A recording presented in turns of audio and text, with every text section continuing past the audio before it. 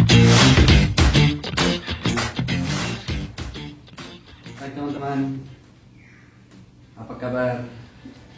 Setelah sekian lama kita tidak bertemu, saya juga sekian lama tidak mengupload video di YouTube. Saya harap Anda semua baik-baik saja, sehat-sehat, dan juga ya tetap dilindungi oleh Tuhan. Nah, kali ini saya muncul lagi dengan tema menjawab beberapa pertanyaan yang sering teman-teman ya banyak orang tanyakan kepada saya, dan kalau saya jawab satu persatu rasanya ya lumayan ya, pertanyaannya sama muncul berkali-kali. Jadi oke lah, kebetulan hari Minggu ini adalah minggu panggilan, jadi saya rasa bagus juga kalau saya menjawab pertanyaan-pertanyaan ini. Nah, pertanyaan yang sering muncul yang pertama, sekarang Romo ada di mana? Memang sih agak jarang muncul ya, dan sudah di media sosial juga jarang muncul. Maklumlah, ada begitu banyak kesibukan yang harus saya kerjakan. Nah, sekarang saya berada di Jakarta, di Soperdi. Soperdi itu rumah SVD di Jakarta. Jadi saya tinggal di Biara. Tuh. Yang kedua, kapan berangkatnya Romo? Hanya Tuhan yang tahu. Yang jelas sampai sekarang masih proses untuk keberangkatan. Agak sulit karena situasi yang seperti kita tahu saat ini masa pandemi, sehingga agak sulit untuk bepergian ke luar negeri. Jangankan ke luar negeri, dalam negeri saja masih agak sulit untuk mengadakan perjalanan, sehingga kita tidak bisa pastikan kapan akan berangkat. Yang jelas sampai sekarang masih proses tetap berjalan, dan hubungan dengan kedutaan juga masih berlangsung. Itu tentang kapan berangkatnya, saya tidak tahu kapan berangkat. Yang jelas saya sendiri masih setia. Pertanyaan ketiga nih. Nah, ini nih agak sudah mulai. Romo, kenapa sih mau jadi Romo? Apa Romo tidak tertarik lagi sama lawan jenis? Aduh, kenapa ya mau jadi Romo ya? Saya juga tidak tahu. Yang jelas saya ya ketertarikan mau jadi Romo itu sudah sejak kelas 3 SD ya. Sejak kelas 3 SD itu berawal dari ketertarikan saya melihat sosok seorang imam, seorang pastor. Nah, saya itu kan orang kampung. Pastor itu sekali setahun, kalau datang sekali setahun itu sudah syukur. Nah, sehingga saya jarang bertemu dengan Romo, dengan pastor. Nah, setiap saya ketemu dengan pastor, ada kesempatan ketemu dengan pastor, saya begitu terkagum-kagum melihat mereka. Kenapa terkagum-kagum? Ya, I don't know, mungkin ya mereka punya aura sebagai seorang pastor. Dan saya melihat mereka itu lain daripada yang lain dari bapak-bapak yang lain gitu loh. Sehingga saya penasaran, mereka ini siapa sih? Gitu. Nah, saya tanya-tanya dengan orang tua. Saya belum memberanikan diri saya mau jadi seperti mereka. Enggak, saya hanya tanya-tanya, itu siapa? Oh, itu pastor, kata orang tua kan, kata mama bapak teman dulu. Nah, dari situ saya sangat nyaman ketika bertemu dengan mereka. Apalagi waktu itu saya masih kecil ya, anak sekolah minggu. Mereka datang bagi-bagi permen gitu. Dan kita anak-anak itu berebutan untuk duduk di pangkuan seperti itu. Pokoknya menyenangkan lah. Dan dari situ saya rasa bibit panggilan itu mulai ada. Dan kapan saya mulai berani mengungkapkan ini? ya kelas 3 SD lah, seingat saya. Seingat saya kelas 3 SD saya mulai berani mengatakan pada orang tua bahwa saya nanti mau jadi seperti dia lah, mau jadi pastor gitu. Nah, itu panggilan awal. Nah, kalau tentang ini, apa Romo tidak tertarik lagi sama lawan jenis? Ya, kalau tidak tertarik lagi sama lawan jenis berarti itu sudah tidak normal dong. Dan ya masih tertarik lah, sampai sekarang bahkan masih tertarik. Dan dalam perjalanan panggilan saya juga pernah kok, biarpun waktu SD sudah punya keinginan untuk menjadi pastor, tapi ketika SMA, mulai kelas 3 SMP, masuk SMA, itu saya sempat kabur dari cita-cita. Maksud saya ya kabur dari cita-cita karena saya mulai mengalami ada rasa cinta, rasa ketertarikan dengan lawan jenis. Saya sudah mulai punya seseorang yang saya incar. Dan memang benar, selama SMA saya melupakan cita-cita saya menjadi pastor karena saya larut menikmati indahnya masa pacaran. Nah, saya punya pacar dan saya membahagiakan punya pacar. Tapi ketika ujian akhir nasional, menjelang ujian akhir nasional, di situ saya diingatkan lagi. Mungkin cara Tuhan untuk mengingatkan saya. Saya juga tidak tahu apakah itu cara Tuhan atau kebetulan, saya tidak tahu. Tapi saya melihatnya itu sebuah rencana Tuhan. Nah, kita kan biasa sebelum ujian akhir nasional kan ada ujian tryout. Nah, ujian tryout 2 kali ujian tryout. Oke lah, saya selalu masuk 10 besar gitu. Tapi ada saja mata pelajaran ini yang buat saya tidak lulus. Entah karena matematika lah, entah karena bahasa Inggris lah gitu. Pokoknya masuk 10 besar tapi tidak lulus 2 kali, bayangkan. Dan jatah untuk tryout itu memang hanya 2 kali ya. Untuk ketiga kalinya sudah langsung ujian akhir nasional. Saya takut sekali. Saya takut tidak lulus, lalu saya berdoa begini kepada Tuhan. Tuhan, kalau saya lulus, saya akan ingat cita-cita awal saya. Saya akan masuk biara. Tapi tolong Tuhan luluskan saya dari SMA ini. Jangan sampai saya tidak lulus Tuhan. Gitu. Itu doa saya dalam hati. Saya selalu berdoa begitu. Dan benar, Tuhan meluluskan saya. Saya lulus dari SMA. Nah, menjadi tantangan berat lagi. Tantangan berat apa? Bagaimana caranya menyampaikan ini kepada pacar saya? Itu butuh ketenangan batin. Karena harus juga memikirkan cara bagaimana, kata-kata apa yang harus disampaikan. Tapi ya singkat cerita, Tuhan mengajari saya. Tuhan mengajari saya akan apa yang harus saya katakan, dengan cara apa saya harus mengatakannya. It's clear. Selesai. Memang mungkin jengkel atau apalah gitu, kecewa, tapi saya punya pemikiran, mungkin Tuhan lebih membutuhkan saya. Tuhan lebih mencintai saya juga lebih mencintai Tuhan.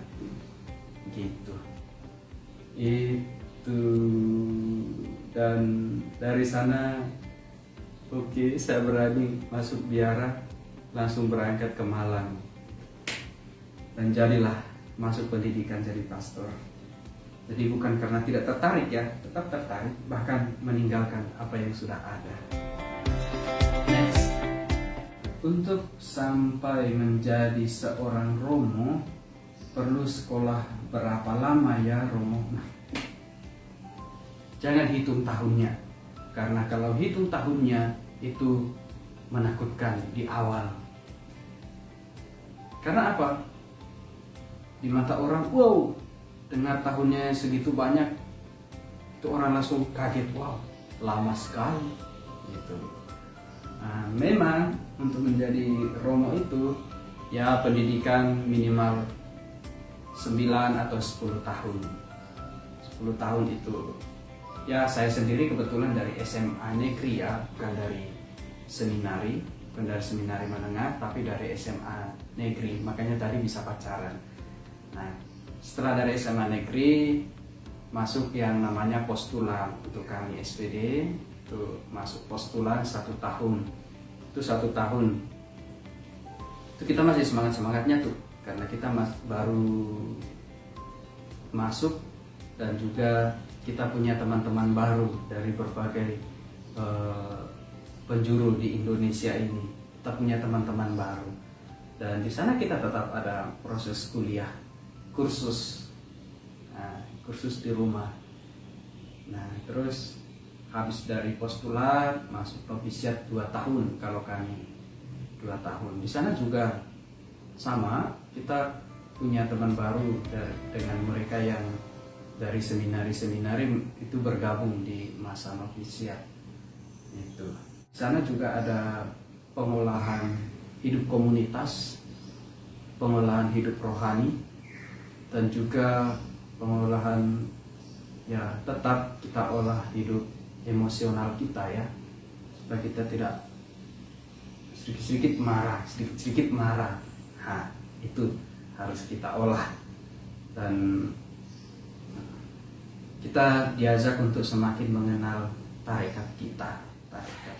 Jadi 2 tahun itu tidak terlalu lama, nikmat saja 2 tahun. Nah, itu saja sudah 3 tahun kan, sudah 3 tahun.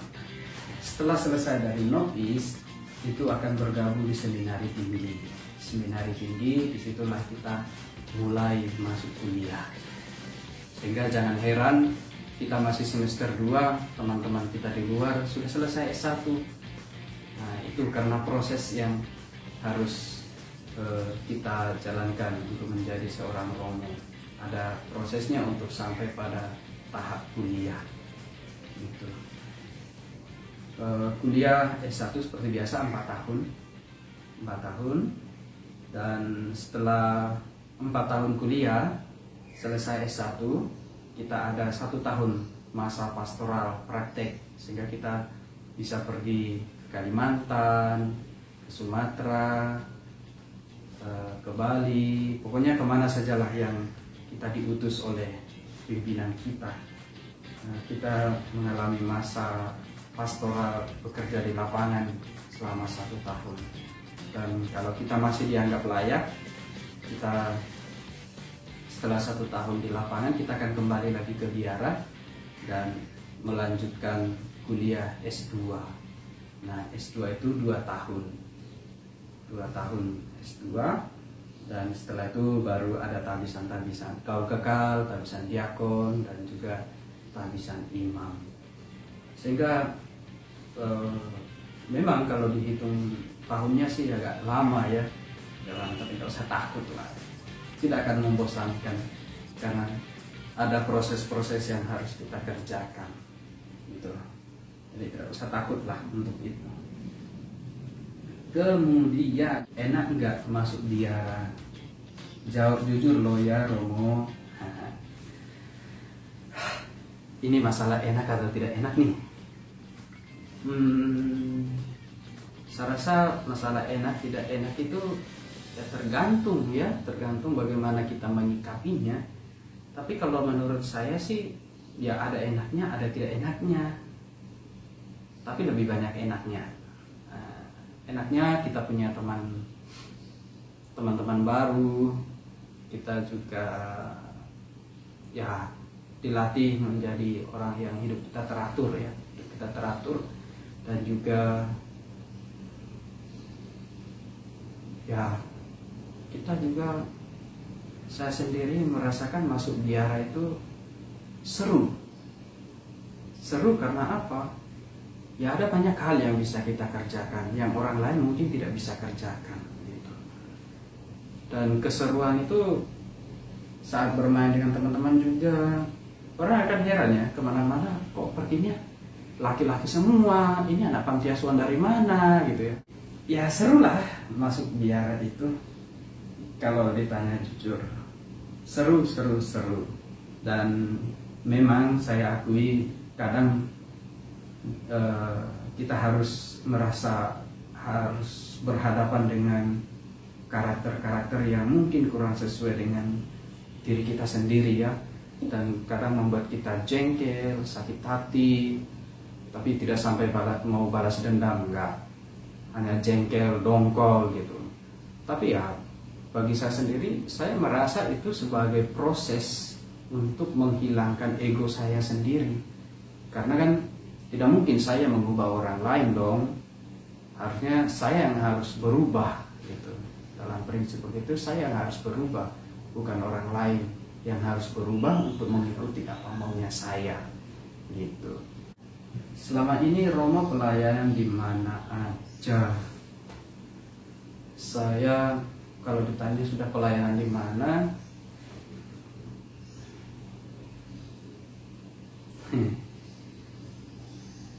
saya tak bisa 2019 bulan Oktober, tapi untuk pelayanan penempatan yang menetap begitu belum ada di Indonesia.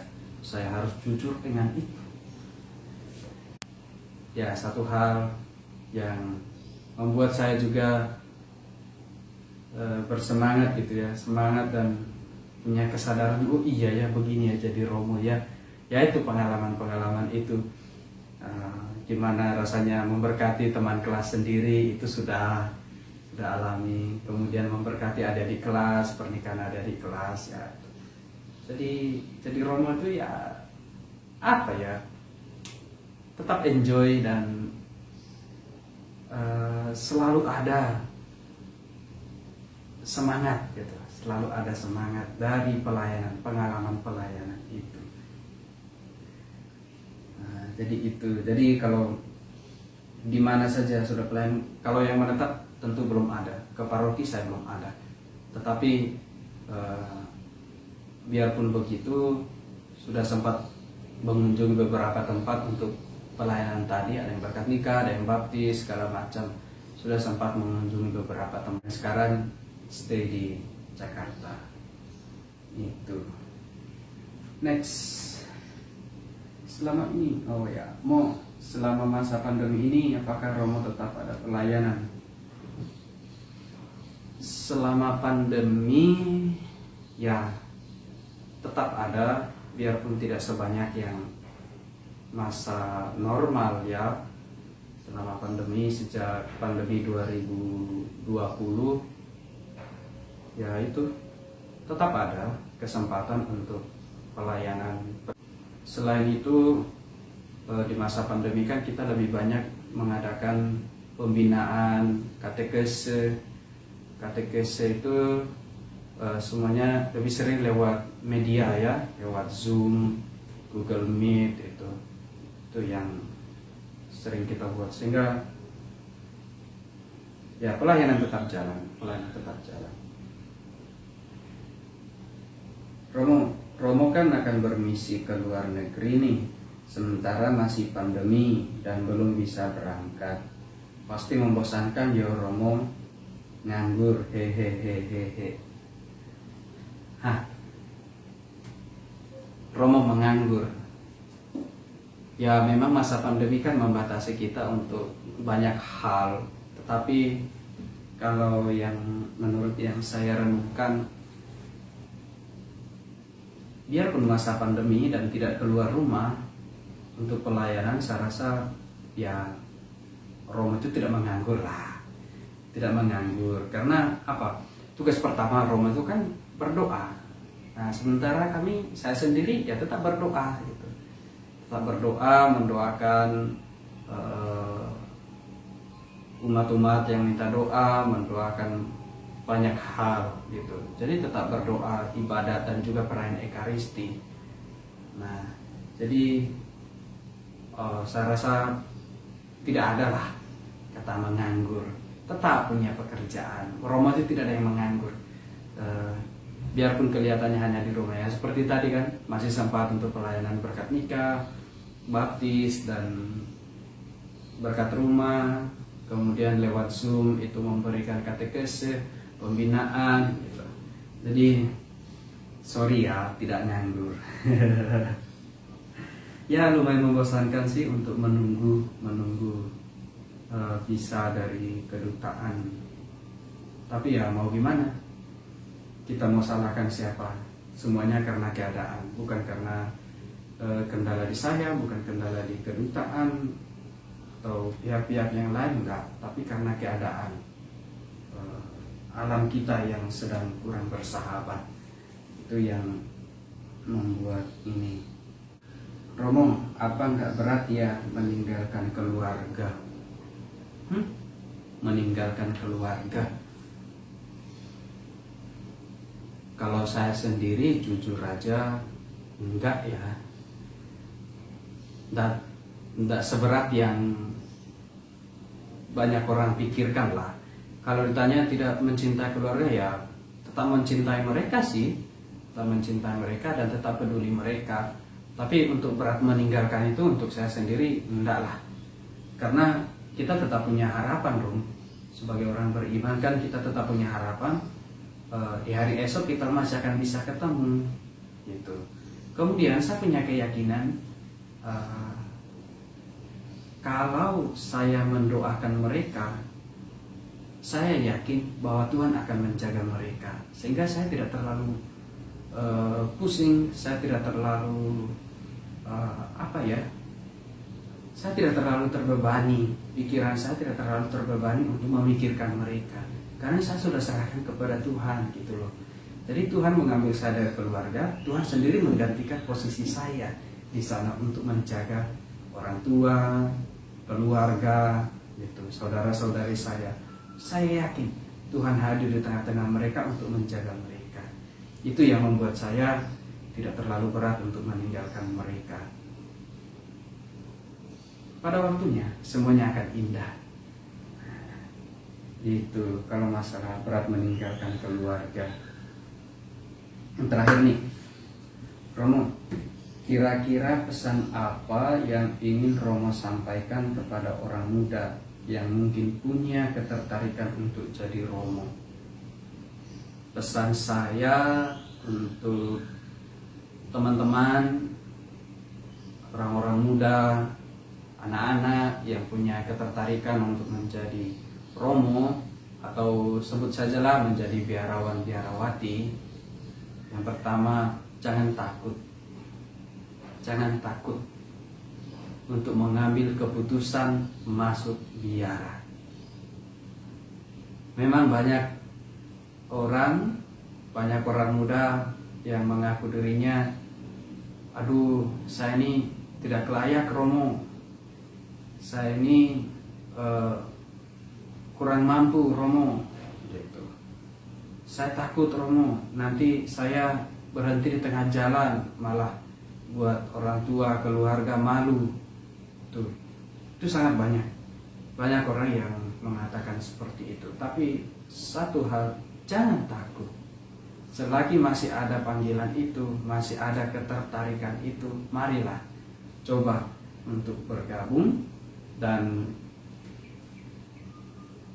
percayalah kepada Dia yang sudah memanggil. Jangan pikir saya jadi Romo ini karena saya pintar, karena saya mampu. Tidak. Dari awal saya juga merasa tidak mampu. Tapi kesadaran saya sebagai pribadi yang tidak mampu membuat saya semakin ketergantungan kepada Tuhan. Itu memang saya agak terlalu suci ya, tapi ya memang itu realitanya. Kita selalu merendahkan diri di hadapan Tuhan. Tuhan, saya tidak mampu, bantu saya Tuhan, gitu. Tuhan, hari ini saya kuliah, tolong Tuhan bantu saya, tolong ubah hati dosen supaya jangan marah-marah, gitu. Kalau ketemu dengan dosennya sukanya marah, saya sering berdoa seperti itu karena saya takut, karena saya kan orangnya tidak terlalu paham gitu. Intelektual saya ya cukup makan lah, cukup makan, masih rata-rata gitu. Tapi saya punya keyakinan Tuhan bahwa Tuhan yang memanggil saya, pasti Tuhan juga akan membantu saya, memampukan saya. Itu yang menjadi doa andalan saya selama ini, yang membuat saya untuk tetap maju, berani maju gitu.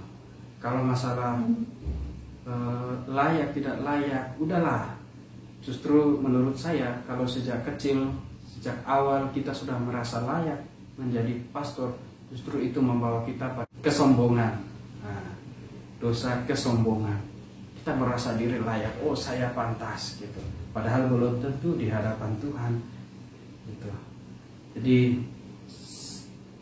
kesadaran kita bahwa kita orang yang tidak mampu, orang yang tidak layak, membuat kita rendah hati di hadapan Tuhan, merendahkan diri di hadapan Tuhan, bahwa semuanya tidak akan mungkin jika Tuhan tidak campur tangan. Dan banyak juga orang yang heran melihat saya, wah masa sih Sophan tuh jadi pastor, emang bisa, emang dia sanggup gitu. Lah emang selama ini dia pernah berprestasi gitu. Pertanyaan banyak orang. Apalagi ketika saya pulang kampung ditabiskan menjadi pastor. Nah itu banyak orang yang heran, bingung, merasa ini mimpi atau apa, atau kenyataan gitu. Tapi ini kenyataan gitu. Jadi teman-teman jangan takut untuk bergabung selagi masih ada panggilan gitu. Karena kalau sudah panggilan juga mau kabur kemana juga lu akan ditarik gitu loh. Akan ada saatnya kamu akan kembali pada panggilanmu. Ingat kisah Yunus. Dia berusaha melarikan diri, tapi melalui ikan itu Tuhan menyadarkan dia. Jangan tunggu kamu disadarkan baru kamu kembali. Percayalah bahwa Tuhan yang memanggil itu akan memampukan kita. Menjadi pastor itu, saya tidak menjanjikan bahwa menjadi pastor itu selalu bahagia, enggak. Menjadi pastor itu selalu enak, enggak. Tetapi menjadi pastor itu bagi saya bersyukur dan bangga. Karena menjadi pastor itu adalah sebuah anugerah, dan anugerah itu diberikan kepada saya. Tidak semua orang diberi anugerah itu, tetapi Tuhan memilih saya. Jadi Anda juga orang muda, mari jangan tolak anugerah itu. Tidak mudah loh untuk mendapatkan anugerah itu. Menjadi saluran berkat bagi semua orang yang Anda layani. Pernikahan orang lain itu tidak akan sah kalau pastor belum memberkati, meresmikan.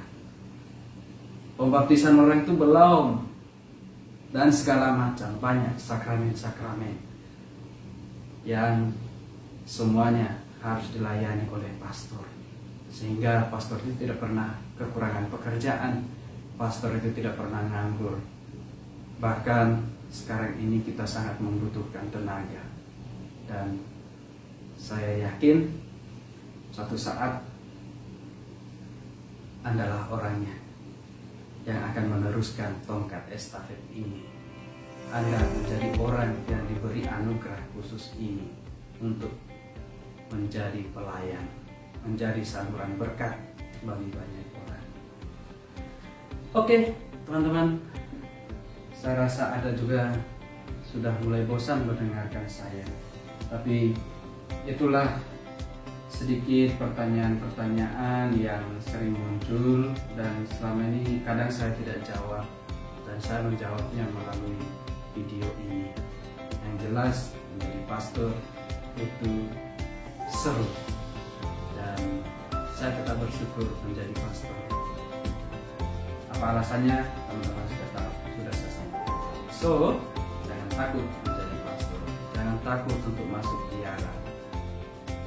Percayalah bahwa Tuhan akan membantu. Oke, salam sehat.